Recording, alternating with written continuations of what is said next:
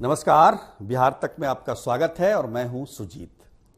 बिहार के शिक्षा मंत्री प्रोफेसर चंद्रशेखर को रामचरितमानस में जो कचरा है उसे साफ करने की जरूरत महसूस हो रही है। लेकिन जिस विभाग के वो मंत्री हैं, यानी कि शिक्षा विभाग के, उस विभाग में जो व्याप्त भ्रष्टाचार है, आपराधिक लापरवाही है, जो छात्रों के भविष्य के साथ खिलवाड़ करती है, उस पर उनका कोई ध्यान नहीं है। पिछले कुछ महीनों से वो रामचरितमानस को लेकर विवादास्पद बयान दे रहे हैं। कभी कहते हैं कि रामचरितमानस समाज में नफरत फैलाता है, तो अब कह रहे हैं कि उसमें जो कचरा है उसको साफ करने की जरूरत है। उन्होंने ये भी कहा कि अभी तो कुछ ही दोहे पर उन्होंने प्रश्न उठाया है, कई और सारे ऐसे दोहे हैं जिस पर वो प्रश्न उठाएंगे, लेकिन शिक्षा विभाग पर कब ध्यान देंगे। आप देखिए कि शिक्षक बहाली को लेकर उनका एक ट्वीट आया था कि 7वें चरण की बहाली फलाने दिन से होगी, कैबिनेट में वो पास हो जाएगा। वो तो हुआ नहीं।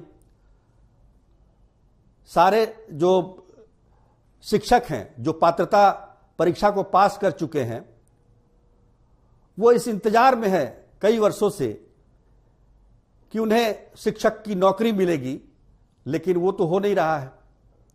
विश्वविद्यालयों में जो सेशन लेट चल रहे हैं उस पर मंत्री जी का कोई ध्यान नहीं है। बिहार में 17 विश्वविद्यालय हैं, जिसमें से 12 विश्वविद्यालय ऐसे हैं जिनके सत्र लेट चल रहे हैं। ग्रेजुएशन जो 3 साल का होता है वो 5 से 6 साल में छात्र पूरा कर रहे हैं। जो पीजी का कोर्स 2 सालों का है वो 2 से 4 सालों में पूरा हो रहा है। कई विश्वविद्यालय ऐसे हैं जो स्थापना से ही उनका सेशन लेट चल रहा है। परीक्षाएं समय पर नहीं हो रही हैं, रिजल्ट समय पर नहीं आ रहे हैं। छात्र अगर किसी कंपटीशन में बैठना चाहते हैं, कहां से नौकरी मिलेगी छात्रों को जब समय पर रिजल्ट नहीं आएगा, समय पर परीक्षाएं नहीं होंगी।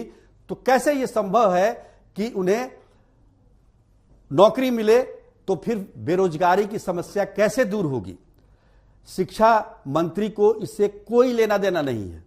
उनका सिर्फ और सिर्फ एजेंडा है कि रामचरितमानस पर प्रश्न उठाओ और समाज को जातीय विद्वेष में डालो, जातीय विभेद पैदा करो और अपना वोट बैंक बनाओ। और यही नहीं, अगर शिक्षा मंत्री बोल रहे हैं तो उनकी पार्टी आरजेडी भी साथ में खड़ी है। आरजेडी की तरफ से लगातार इस तरह के बयान आ रहे हैं, जबकि यह कहा जाए तो महागठबंधन में जनता दल यूनाइटेड भी सहयोगी है और जनता दल यूनाइटेड की तरफ से लगातार ऐसे बयानों का विरोध हो रहा है, पर आरजेडी के सुप्रीमो को इस पर इसका कोई फर्क नहीं पड़ रहा है। अब देखिए, सेना पर विवादास्पद बयान देना,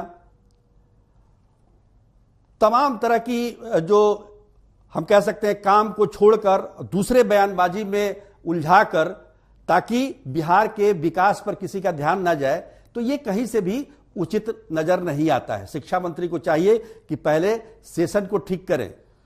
छात्रों का भविष्य जो अंधकारमय हो रहा है, जो अपने उम्र के जो बेशकीमती वर्ष विश्वविद्यालय के सेशन लेट होने के कारण वो खो देते हैं, उसको कैसे समय पर लाया जाए, इस पर ध्यान देने की जरूरत है।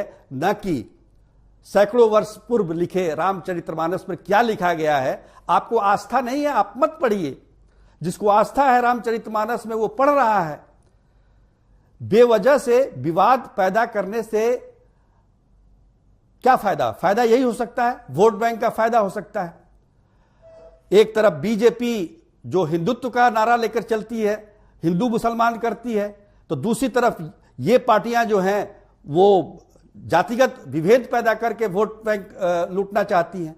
तो आखिर दोनों में फर्क क्या है? आप एक मिसाल पैदा कीजिए ताकि समाज में समरसता बनी रहे, विकास की गति तेज हो। इस पर ध्यान देने की जरूरत है, न कि इस तरह के नकारात्मक बयान देकर विषय को उलझाना, विकास में बाधा बनना, यह कहीं से भी बिहार के लिए उचित नहीं है। आज के लिए बस इतना ही। तब तक के लिए नमस्कार।